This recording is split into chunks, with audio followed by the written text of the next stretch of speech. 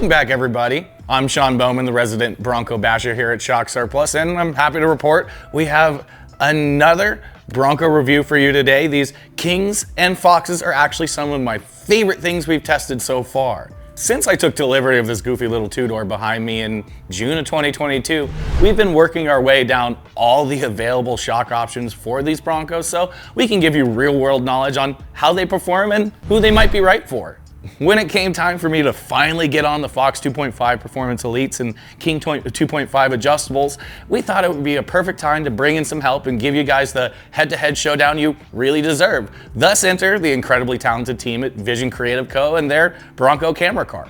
If you've been following us here on YouTube or any other platform we post on, you've probably seen me new boot goofing and driving like an idiot in my Bronco. So with such a momentous review ahead of us, we thought it'd be a perfect idea to get the perspective of another Bronco driver who works with their Bronco as much as I play with mine.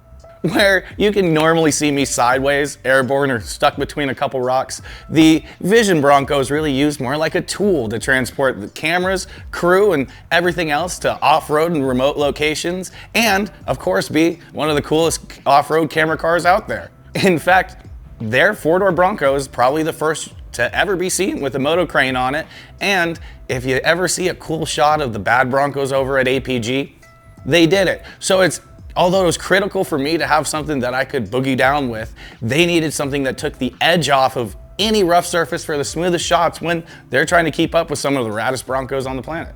Although keys were to be traded aplenty throughout all of this testing, from our previous experience with both brands, we knew that the smooth riding Kings would be best off with the team at Vision, and the Foxes would come to a home of abuse under my care. Our hypothesis was right, but throughout the whole testing, it was understood that either of us would be willing to trade if we preferred the other setup. Right off the bat, the first thing you'll notice that differentiates these two sets of coilovers, besides the pretty colors, are the designs for their adjuster or adjusters. The Kings use a single mid-speed adjuster, and we say that in quotes. It has a total of 24 clicks, but because it is really a free bleed adjuster, the first 4 clicks namely only do low speed compression, with the remaining 20 clicks having fairly equal effect on the whole compression curve. This basically means after those first 4 clicks, any adjustment you make, let's say to further improve handling, will also have an effect on ride quality and vice versa. But that also means these have a much greater effective range of adjustment, meaning they can make them softer at full soft and stiffer at full stiff than you might see with the Fox. Also means with all those 24 adjustments, you do have a lot of fine tuning and you don't have to make any big jumps.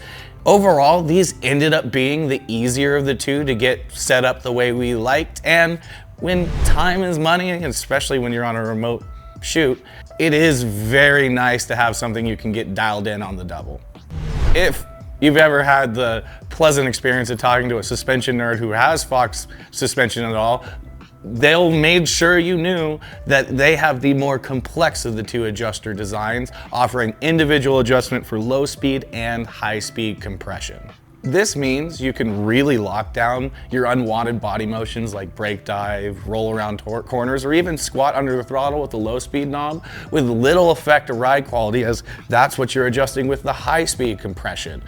We do find that it can get a little bit dicey over smaller bumps at the stiffer low-speed compression settings, and can be prone to bottoming out a lot at the lower high-speed compression settings. So if you're looking for something that's absolutely dialed in but still rides like a Cadillac, there are some sacrifices that still need to be made. But with that said, they have 10 clicks of low speed, 12 clicks of high speed, so there's plenty of room for adjustment to get these dialed in, and is a big factor to the great handling these shocks provide.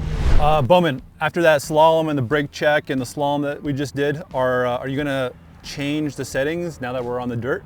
Honestly, with these Foxes, no, and really what I should have done is changed them for the street. Okay. But I like to— you just run them full firm? I just run them pretty much full firm, or full firm on low speed compression. Off-road, it would probably ride a little bit better, probably 2 clicks back, but I like how it slides around, so I leave it like that and bounce a little. High speed compression, I have it 7 clicks in, which if I was on the road, I'd probably go back 2 clicks, but off-road. Gotcha. So it ends up being, you have a lot of adjustment on these, Yeah. but you end up making a little compromise because you can get it close enough and do whatever you want. Gotcha. Now, why wouldn't you run full soft on both out here?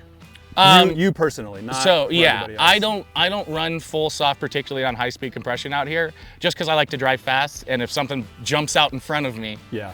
I don't want to bottom out. Now, if I were somebody else, Yeah. I would probably be 2 to 5 clicks back from full stiff on low speed compression, and probably all the way open on high speed. Yeah. If you're just cruising, you can get it to ride really nice by coming down on high speed compression and low speed a little bit as well. But I like to party, so. Yeah, I like full firm also. So full firm or high firm settings on the high speed compression.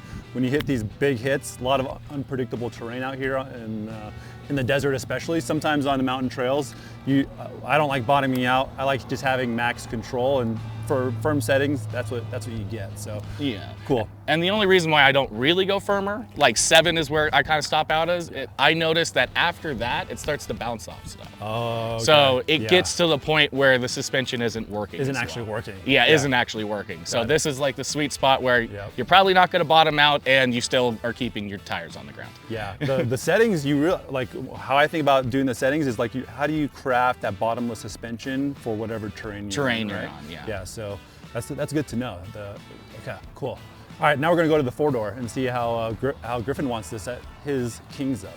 After that slalom, and we were kind of just checking out body roll, brake dive. Now we're getting onto the dirt here at Hammertown, Johnson Valley. What settings kind of just come to your head that you want to set these up for? Yeah, so for me, the first thing I usually do when I hit the dirt, the majority of the time, is I'm gonna air down and I'm gonna put my shocks all the way soft. For me personally, I like a really plush ride. Yeah. Specifically because a lot of what we do, I mean really all what we do is filming off-road.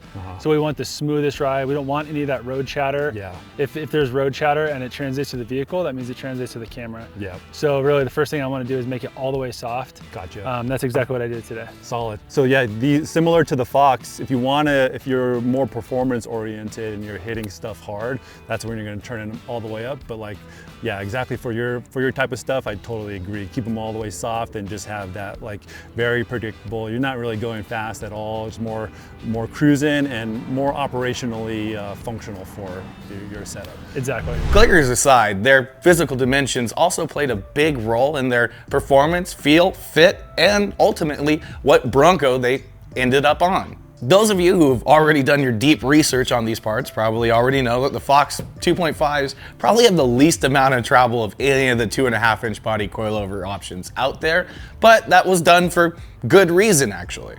Fox spent a lot of time developing these parts with help from the RTR Ultra 4 team, whose big goal was to make sure that you could bolt on a set of 37s and not blow off your stock flares like I have. That means they had to limit upward suspension travel so that your tire didn't get too acquainted with your fenders and flares, and they also didn't want to have anything that was too long that might cause any CV bind. This makes things real easy if you just want to bolt on a set of 37s pretty much like I did and not have to cut, trim, or remove anything. But we do think there are better solutions out there, and especially if you have 35s or a smaller tire, you're really cutting down on a lot of available travel.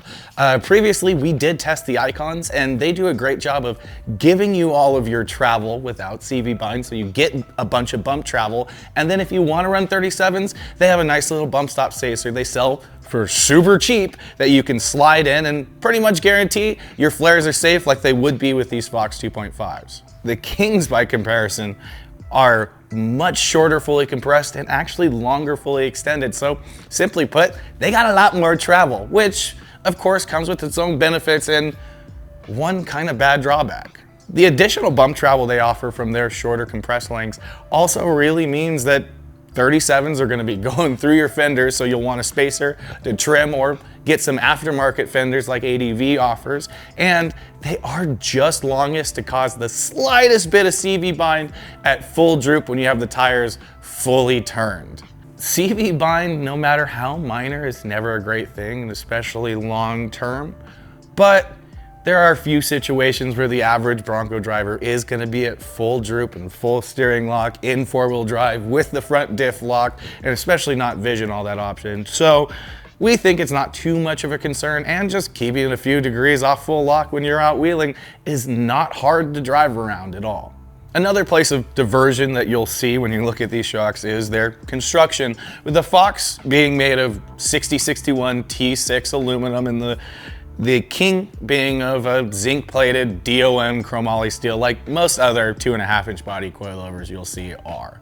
That Fox aluminum body does give them a leg up on corrosion and cooling, but the steel of the King means you don't need a spring compressor to make adjustments, and if you're real gentle and real careful, a lot of times you can get away with making minor adjustments while they're installed on the vehicle, which you're not doing with these. Although we think a lot of you guys are like me, where I'll just run the coilovers how they are out of the box, or just make one adjustment to get it to set where I like it to set. There are a lot of times where if you use your Bronco of a tool of your trade, like Vision uses their Bronco, you might need to make quick adjustments for how you have your rig rigged up for the day, and to be able to do it somewhat on the fly without having to pull the coilover off, put it on a spring compressor, is a really, really nice luxury.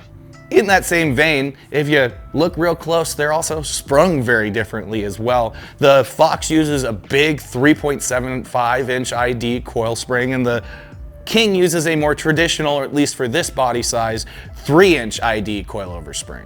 Those big 3.75-inch ID springs on the Fox means they can use the same spring on their 2.5s and 3.0 factory race series shocks, which we think is going to do wonders for keeping them both on the shelves. But let's be honest, as far as the consumer is concerned, 3.0 ID coils are far more readily available. As with most other coilover applications and even the stock springs on these Sasquatch shocks, the rear needs more than one spring rate to keep it under control, and Fox kept it a little more simple in terms of packaging by using a single progressive coil, whereas King uses 2 coils, a primary and a secondary coil, and a slider on the back to give you that dual rate or progressive feeling that the back of these Broncos really need. There are almost no 3.75-inch ID progressive rate coils on the market available, at least to us consumers. So if you're looking to run a build that has a lot of constant weight and you are going to need to change the springs, you're much better off in the Kings and their 3-inch ID coils. It is no problem to get a stiffer set of springs from King, Eibach, Viper, many of the other spring providers out there for your primary and secondary springs. So although the valving and spring rates are a lot softer out of the box, they can probably be further optimized or more easily optimized for something that's built a little heavy. There are definitely a lot of areas where these kits are nowhere close to being the same, but on install, unsurprisingly, they both go on very similar. As with most any other coilover kits for these Broncos, they bolt on with relative ease. You don't really gotta cut or grind anything. And in the front, you really absolutely need an aftermarket upper control arm. Out back, you can get away with the stock links without any issues, and we actually ran them on both Broncos with stock links, but they certainly will limit a little bit of total travel and limit even more articulation. The only places they were drastically different during install were reservoir placement on the front coilover specifically, and out-of-the-box lift heights, or in the case of the King, lack thereof. The reservoir for the front King coilovers ends up mounting to the forwardmost body mount or crash bar mount, and is kind of right in the line of the tire if you have 37s. Now the stock Sasquatch 315s or even most other 35s will never get close to it, but my 37s have rubbed the paint off of that bracket, and it eventually is going to be getting cut out. Essentially, if you're planning on running 37s like I do, and you want to get full steering lock through all of your suspension travel or all of your bump travel, you're going to need to find another place to put that reservoir, brother. Fox mounts their reservoir for the front coilovers on the frame parallel to the ground just aft of the front shock towers, which thankfully brings it out of the way of the tire, but does come with its own set of issues, like you gotta trim the liners to be able to get to your adjusters more easily, and it introduces them to an extreme amount of engine bay heat. All right, so we just got done doing some ripping, and the adjuster knobs won't turn anymore, and we've heard this a ton of times from Oh, yeah. customers. I think a lot of it is, one, the knobs are hard to turn to start with, but two, I think a lot of it is heat. After this run, you couldn't even touch the shock. And I think everything expands because of temperature. Yeah. Presses out on the shim stack and adjusters. Everything's super tight tolerance. So Yeah. when that 1,000th of tolerance is gone, you ain't moving. Is it just stuck on this one? Have you tried the other one too? Other three, Yeah. perfectly fine. Oh, really? So Yeah. it's only this one. Is Yeah. that have anything to do with more heat on this corner than like that corner? This is the turbo side. Oh, okay. Yeah, so this is Yeah. a 2.3, so it's only got one turbo, and it's on this side. Yeah. So the downpipe and turb ski are right next to the adjuster. Seems to be getting the shock hot. It's the turbo side. Besides being clearly potentially detrimental to the shock itself, all that temperature and all that heat in the adjusters does a lot on your fingers. Even when your adjusters aren't frozen like mine froze, the high-speed compression knob is super hard to turn. And so when you pair that with some sharp corners and a lot of temperature, if you've been out driving all day and you need to click your clicks, you're gonna be in for some stinging.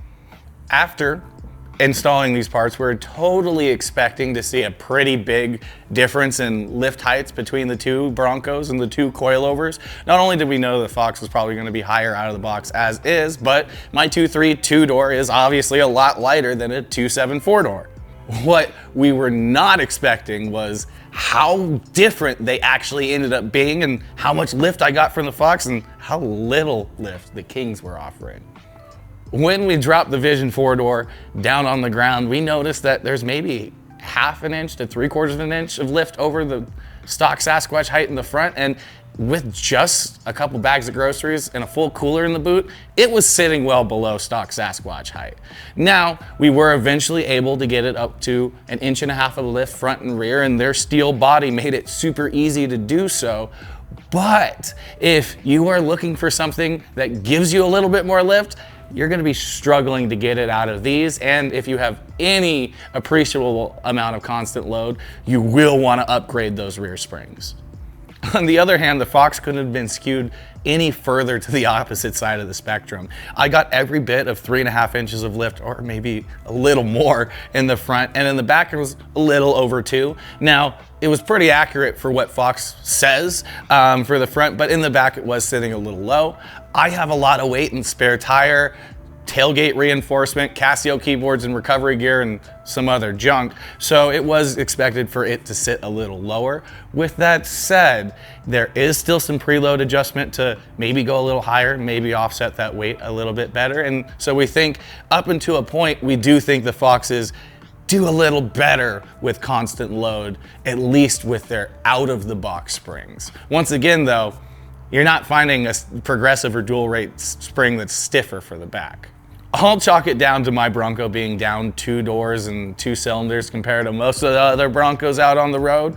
But I did notice that at this lift height, they do kind of top out a little bit in the front, more than at least I like to feel. Being that these are lighter, that does make sense. And I do think if you have a 2.3 two-door like mine, it wouldn't hurt to come down on preload a little bit. Now I say a little bit because there's 2 factors that you do need to be wary of when lowering these coilovers from how they're set out of the box.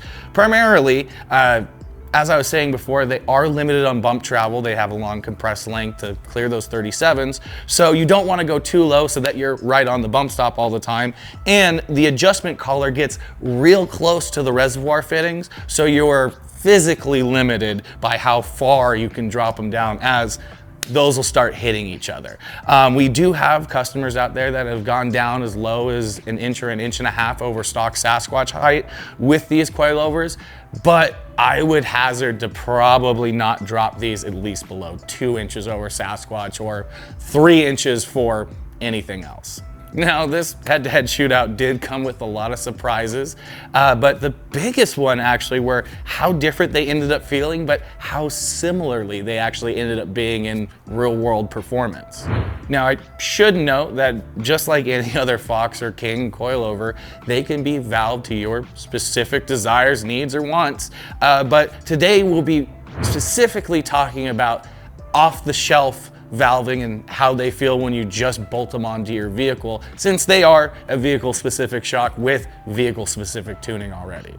We've been in this a while, and we've kind of found that the overwhelming majority of people aren't really interested in having to have their vehicle-specific shock specifically tuned for their needs. And if they are, time and time again, we've found that starting with a shock that is already closer to how they want it saves them a lot of time in test days and tearing their shocks apart.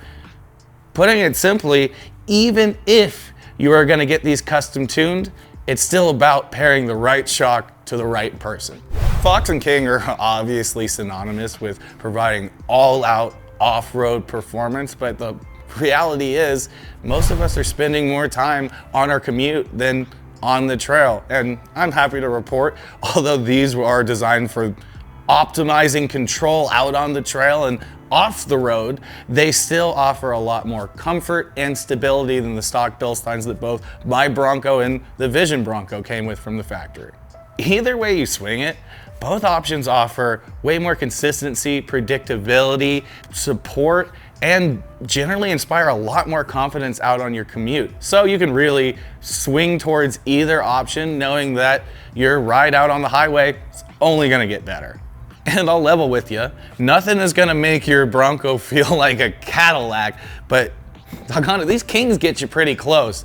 They made every paved surface feel like it was paved with glass, and they're a lot kinder to our dental work and spines than the stock suspension and even the Fox Performance Elites. We will admit they did still have a little bit of that rebound booty shake wiggle over bumps on the highway, and still had a little bit more brake dive and sway around corners than we would like, but a lot of that can be mitigated by going a little stiffer on the compression adjusters, albeit at the expense of some of that nice cushy ride that the Kings are known for. And though the Kings got us close, you definitely couldn't make a comparison to the Foxes and a Cadillac-like ride, but I will say they're not uncomfortable by any means either.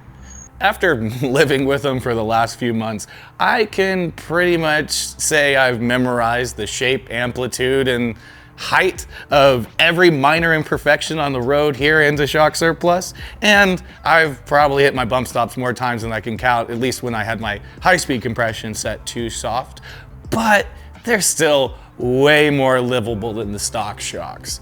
Obviously, still pretty firm though, but that's the way I like it.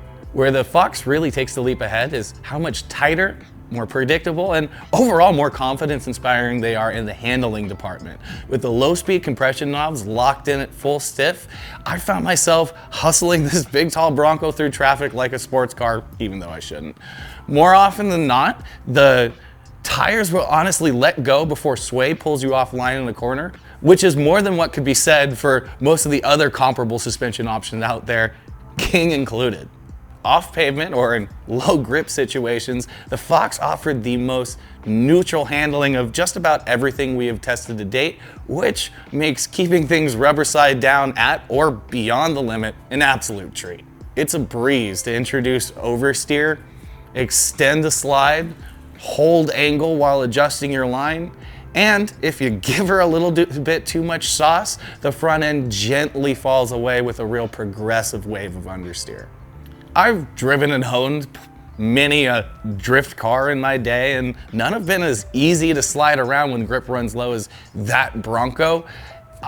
Trust me, I get it. Most of you guys aren't hucking it sideways the second snow falls on the ground or your tires touch dirt, but a setup that's easy to manage at or beyond the limit, it can very much make the difference between making the lift lines or spending the rest of your day pulling your Bronco out of an alpine ditch. We're not saying the King can't cut a corner either, and they're an excellent set of dance shoes too, but in the present company, they're still a tick behind. For the most part, they're fairly predictable and pretty confidence-inspiring, but without truly independent adjustment and a separate circuit for low-speed compression, they really can't hold a candle to the stability of the Fox, and they certainly can't do so without sacrificing some of that ride comfort that we really love from these Kings. overall, they end up with just a little bit more brake dive and a little bit more sway than the Fox. And on quick direction changes, they end up with a little bit of shimmy that is, still a little bit unsettling. Overall, we just think this is from a lack of low-speed compression valving compared to the Fox, and is a big factor, at least we think, to their tendency towards understeering at the limit, regardless of how we set the adjusters. Generally, having the front tires lose grip before the rear, basically understeering, is a lot safer for an inexperienced driver than oversteer, but there's still a lot of times when we were able to coax the rear out and it would snap into understeer, plowing straight off line. That snap understeer, I think, could even catch the average driver out when they're not paying super close attention on a loose or slippery surface. Now, we only felt this on the four-door because we only tested them on the four-door, but I will say any handling imbalances are greatly exaggerated on the shorter wheelbase two-doors. Once again, we know most of you guys aren't all that concerned with limit handling, and hopefully you'll never have to be concerned about how your Bronco handles on the limit if you don't want to. But one thing I will say, almost all of us Bronco owners will be real concerned about is how they feel out on the trail at reasonable speeds. Just like their respective road manners, whether you're just putt-putting down a fire road to your favorite campsite or crawling and flexed out in a rock garden, both the Fox and the King were a considerable improvement over the stock shocks. I think I can speak for most Bronco owners when I say I still have nightmares about how bone-jarringly stiff the stock Bilsteins were when going slow over a washboard road. And luckily, very happy to report that both of these easily take the edge off, and that's putting it lightly. As was to be expected with their overall softer tendencies, the Kings really were like riding on a cloud, soaking up the smaller chatter and gliding over rocks and ruts without forcing you to traverse at a snail's pace. As things progress to something technical enough to call an actual trail, their long travel and soft spring rates do wonders for keeping all four tires planted, while their bump stops have more than enough support to keep you from slamming hard when and if you need a little extra bump to make it up an obstacle. The Fox delivered on the same usual firmness out in the woods as they did on the road. However, they're still plenty plush to keep you sane, unlike the stock Bilsteins. And truthfully, the faster they went, the better they got. Although their short travel numbers do mean they don't quite have as much potential for articulation as the Kings, their one saving grace is those dual speed compression adjusters once again. The ability to independently soften low speed compression for more articulation while stiffening high speed compression for better bottom out protection really made this a closer finish than the travel numbers would lead you to believe. With that said, still think the King might just edge ahead, at least in this department. Broncos and desert racing both have long histories that have largely been intertwined with each other since their humble beginnings. And I think I've proved in all of our videos that these new Broncos are a great addition to the family tree. Bone stock, these Broncos absolutely rip, and almost every suspension setup we have run so far has taken things to the next level. So better believe we were itching to get these out for a few high-speed runs at our normal testing grounds. So we just entered Hammertown, officially where King of the Hammers happens. Just big old lake bed. Now we're in the playground. So we're headed over to Whoop Alley. We're gonna get our tracking shots, really feel out the suspension. We're gonna put the Tacoma through some paces as well, because the Tacoma actually hasn't, I don't think it's ever been out here. So I'm pretty stoked to drive it because it's my truck. Let's get after it.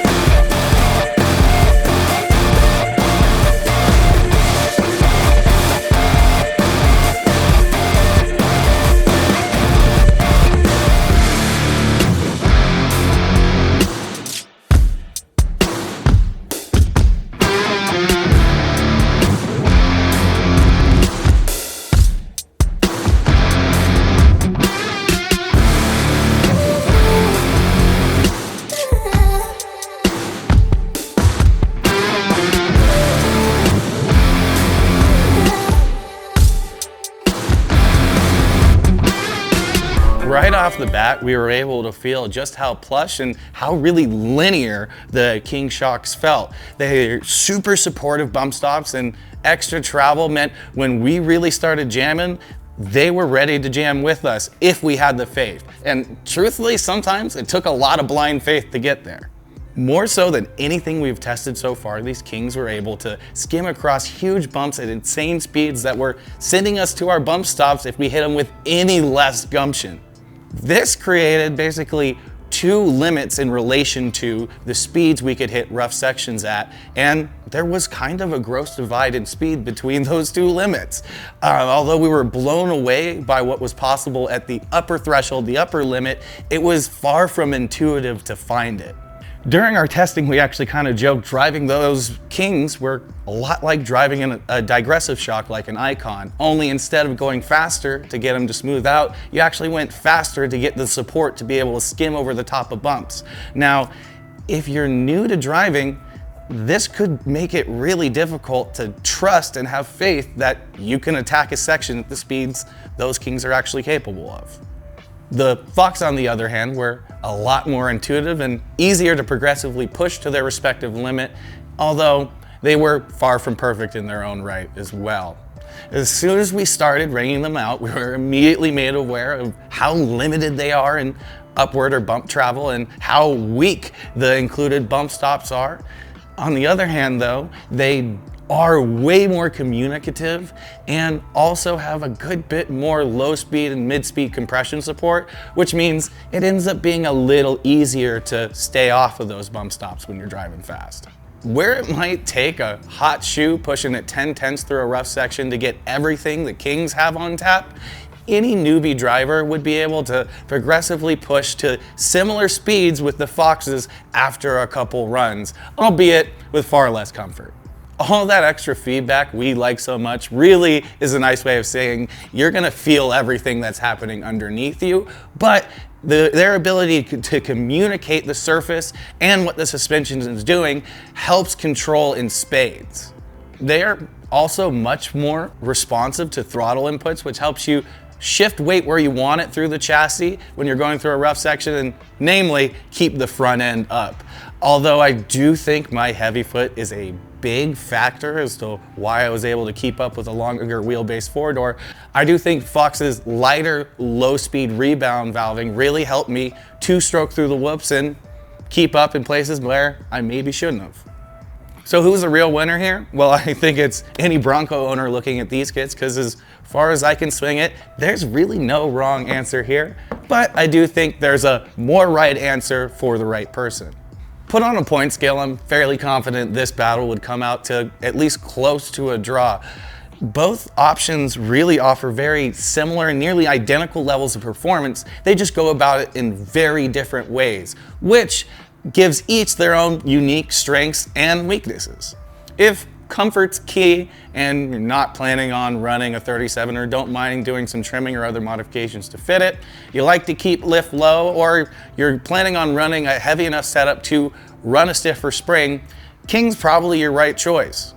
They're softer and more plush across the board, are much happier at lower lift heights, and 3-inch ID springs are much more readily available as well. So if you fall into that group, it's a no-brainer to go with King, even if you need to change the springs or have them revalved. Otherwise, if you like the idea of more lift, tighter handling, more easily approachable high-speed performance, and you want to just slap a set of 37s on without having to worry about much, you'll love the Foxes as much as I do. I'm the first to admit those bump stops they come with are about as weak as they get, but that's something that's cheaply and easily rectified and would also help you run the shock softer overall for better ride in a lot of those situations where even I found them a little firm.